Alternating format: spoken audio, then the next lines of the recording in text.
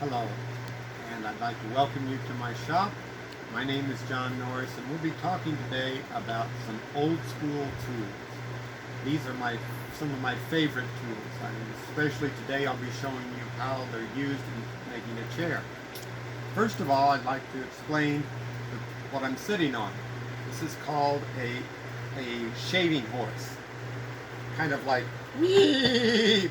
Anyway, that is a very, very simple tool, but it does one purpose and one purpose very well. It grabs a hold of the tool, of the workpiece, whether it's a long square piece or in this case a round. Now I've been working this somewhat, but I'll give you an idea of some of the tools. First of all, this is a draw knife. Again, this is actually recently purchased, but it is a basic and a very good reproduction of what would have been seen 200 years ago. And so basically you use it, and you use this as a rough tool. So I'm starting out maybe with a piece. This would have been about an inch in diameter or 3/4 of an inch, and I would use the draw knife to bring it down to what it would be about 3/8 of an inch. Then I follow it with a smaller shave. And this again is a finer tool. It will take a finer cut and will allow you to finish the piece. Again, today in some terms you use a lathe with a special setting device so that it would hold this and you could actually turn it on a lathe. But in the old school way, Mel Gibson, for example, if you ever see the show Patriot, was building a chair, and he was using some of these very same tools. And the shave allows you to, as you can see, put a very fine piece of wood out and give you that finished look, but still a finished handmade look. So that's one of our tools that we use in the old school. Another tool is basically the same thing, a draw knife, but made in a curve.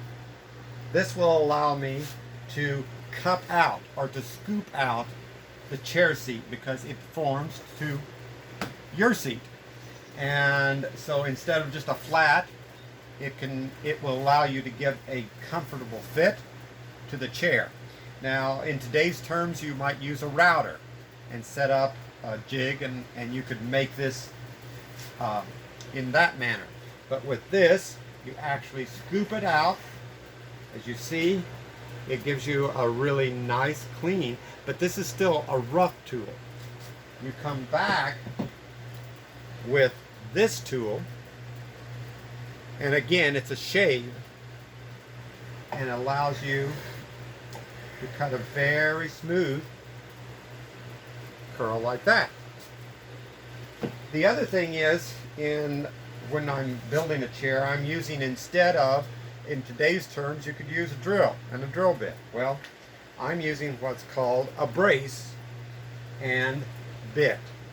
Now, again, these are kind of traditional, these are very traditional tools. The brace has evolved. This one probably is close to 80, 90 years old. The original ones would have been all wood, but they serve the same purpose. To provide a little more sophistication, because when I'm building a chair, as you can see, there's many angles. There's actually a compound angle. Not only is it an angle this way, but it's angled forward. In order to get that, I use what's called a tri-square. And then after I've made my hole, initially, as you can see on the chair seat, I come in with what's called a spoon bit. And there's several different types of spoon bits.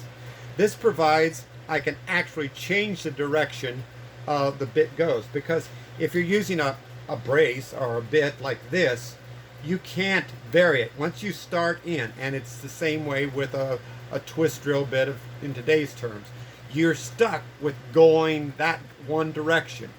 You'll either break the bit or you'll ruin the tool. So, but with this, you can start in at an angle like that, and you see your angle's not correct. You can move it this way, You can move it that way because your bit is or I should say the shape of the bit and the uh, the edge is sharp all the way from there around to there. So it'll allow you to adjust. Then after I've finished with the hole, I come back with a bit like this. Again, it's chucked into my brace like that, and I ream out the hole to give it a taper. The reason for that is this is what the tenon of this is an arm post, would be. So this taper on my bit is the same taper as my tenon on my arm piece. And as I've mentioned before, furniture is unique in the fact that if the joinery is right, you can build something without any glue. Obviously, it's not meant to be used at that point, but the joints themselves will hold it together. Perfect example of this is right here. If you look at this, this is kind of a not just a tenon, but it has a ball on the end of it. As seasons change, barometric pressure and humidity change, it actually swells inside of the hole, creating an even tighter fit. Again, you've got your taper here. That taper goes into your seat there. Your tenon with the ball on the end fits right into your joint there. And there's not a bit of glue in this at all, and it's still standing. So this is what we call the dry fit, to make sure that everything lines up and is right, because as I said, all this is done by hand. All these different angles are made by hand using the tri-square. So then later on there's an arm that comes in, and we'll show you that at another time. This is part of how I make a chair.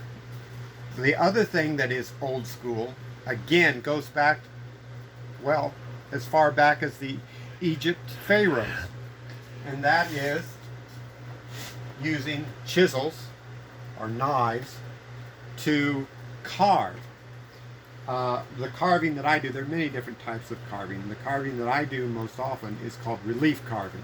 In other words, I start out with a flat surface and I remove the material around my figure so it actually creates a three-dimensional appearance. And these are used with a hammer, much like this one, in this form. You drive it and use that to notch out to remove the wood. And as you go from the big size, you go to the very small, depending on, but still used the same way. An interesting sidebar to this is the mallet itself. It's made out of lignin vitae. I believe it's an African wood. It's very, very heavy, very, very dense.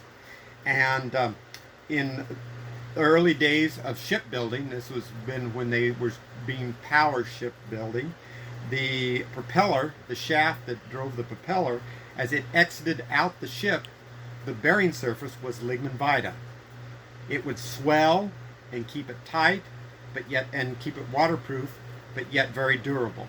Just another information, FYI. But to give, as I was saying, the type of carving that I do most is relief carving. And this was my final project. Again, I used these tools and a few others, but all to show and remove wood, to show my flowers and my leaves, and then my edging, different types of edging, were all used with these hand tools. So I look forward to talking with you again, and thank you for letting me in this morning and sharing one of my passions, the old school way.